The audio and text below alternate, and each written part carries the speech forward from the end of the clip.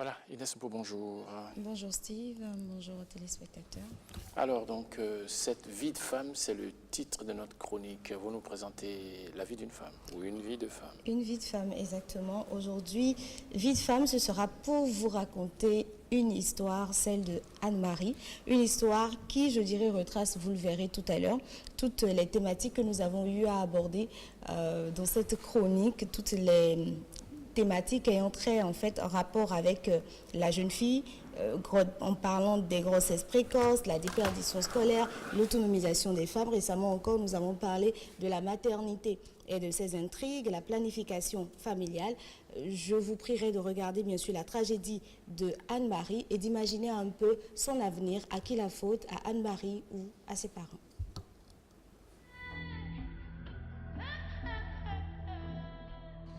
Je m'appelle Tosso Anne-Marie, j'ai 23 ans avec 2 enfants. Ma première grossesse, je l'ai eue à l'âge de 19 ans. À la maison, c'était pas facile. Ils étaient embrouillés, m'insultaient.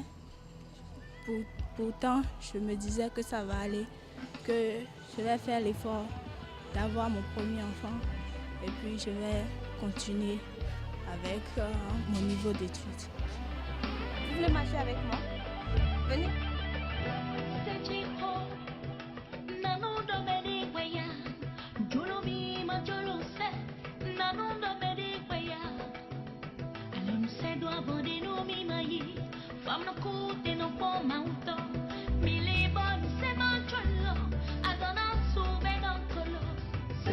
Pourquoi vous n'avez pas continué vos études? Parce que je suis chez ma tante. Elle a dit qu'elle n'a plus les moyens pour m'aider à continuer les études. Donc je suis rentrée dans le job des domestiques. J'ai fait la domestique pendant 5 ans. J'ai commencé la domestique à l'âge de 14 ans, jusqu'à l'âge de 19 ans. Quand je suis tombée enceinte, c'est ça, j'ai laissé ça. À 14 ans, vous étiez en quelle classe? À 14 ans, je passais en 4e. Et aujourd'hui, comment vivez-vous? Que faites-vous avec 2 enfants? Pour le moment, je ne fais rien. Si je vois les bonnes dames, je me présente à eux. Je les aide à faire ce dont ils ont besoin. Je lave les bols, je lave les assiettes, je lave un peu de tout quand même. Comment pouvez-vous qualifier votre vie aujourd'hui? Pour moi-même, je vois que ma vie n'est pas bien disponible parce que je suis pas... Si je marche même, je ne suis pas heureuse parce qu'avec mes enfants, je n'ai pas les moyens pour bien garder mes enfants et pour bien être propre. Premièrement, je regrette d'avoir laissé les bancs. Et deuxièmement, je regrette aussi d'avoir tombé enceinte aussi. Et d'être maintenant en train de me promener parce que je n'ai pas encore trouvé un job. Et je n'ai pas aussi celui à qui remettre mon enfant pour pouvoir faire quelque chose. Je regrette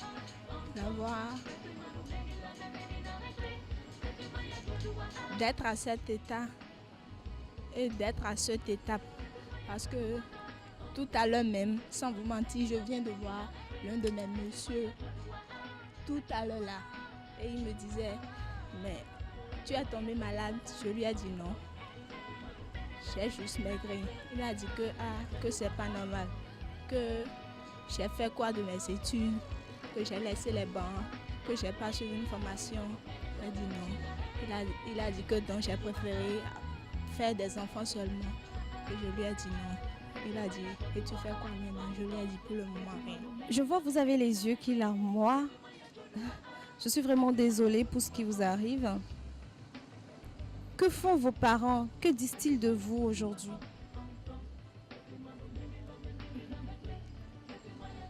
Pour mes parents, à cause de leurs problèmes, à cause de ce qu'ils vont dire, c'est pourquoi je ne vais pas si vite à la maison. Malgré les souffrances, je me dis que ça va aller. Ils vont me trouver forte. Je ne vais pas décourager. Je vais changer. Je vais y arriver. Et comment comptez-vous y arriver? Je crois qu'avec la patience, je vais laisser mes enfants grandir et puis je vais encore retravailler, trouver de l'argent et reprendre une formation. Et votre mari, est-ce qu'il assume en fait ses devoirs de père, de mari? Non, il n'assume pas trop. Mon mari n'assume pas trop ses devoirs de père parce que lui, il n'a pas les moyens, il veut avoir les moyens, mais il est quelqu'un, il ne s'efforce pas. Genre, il se laisse. Genre, il ne s'efforce pas, quoi. Pour moi, il est un fainéant. Il est un fainéant, pourtant avec le fainéant, vous avez fait 2 enfants. Comment est arrivée la grossesse du 2e enfant? La grossesse du 2e enfant est venue après de nous. Aucun de nous ne savait pas que j'étais enceinte. Donc pour moi, avorter n'est pas une bonne chose. Donc j'ai voulu avoir la 2e enfant. Pourquoi je suis encore mère de 2 enfants. Votre belle famille ne vous aide pas? Ma belle famille ne m'aide pas trop. Si c'était à refaire, comment est-ce que vous referiez les choses? Si c'était que je vais refaire ma vie, je veux que quelqu'un m'aide à garder mes enfants. Et puis moi-même, je décide d'apprendre quelque chose. Parce que même en dormant, je fais des rêves. Je me retrouve encore à l'école avec mes camarades, avec mes amis. Donc en me réveillant, je me dis que je n'ai pas encore fini les études. Ça me reste encore des choses à faire. Sur mon cœur, j'ai encore l'envie. Je ne peux pas dire étudier encore parce que je n'ai personne pour me soutenir. Pour le moment, tout ce que je veux qu'on m'aide à suivre une bonne formation et prendre soin de mes enfants.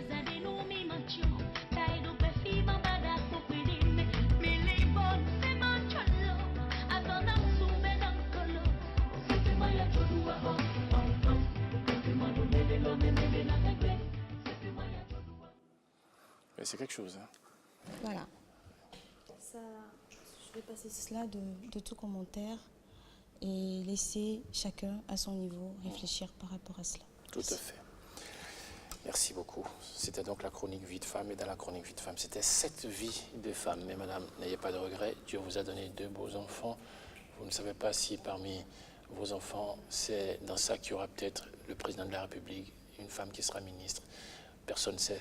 Votre situation d'aujourd'hui ne sera pas forcément le reflet de l'avenir de vos enfants demain. La nature vous a gâté de 2 enfants. Et puis surtout, espérez toujours. Votre situation n'est pas encore la conclusion de Dieu. On a vu des situations se renverser de façon extraordinaire. Et vous le verrez. Ce n'est pas la patience qu'il faut avoir, mais la foi en Dieu. Lui seul rechange l'histoire, refait l'histoire et nous donne un cantique nouveau dans notre bouche. Et vous verrez, ça peut forcément changer et vous allez encore témoigner sur ce même micro et dans cette même télévision la grandeur de ce que vous êtes devenu. Merci beaucoup. C'est moi.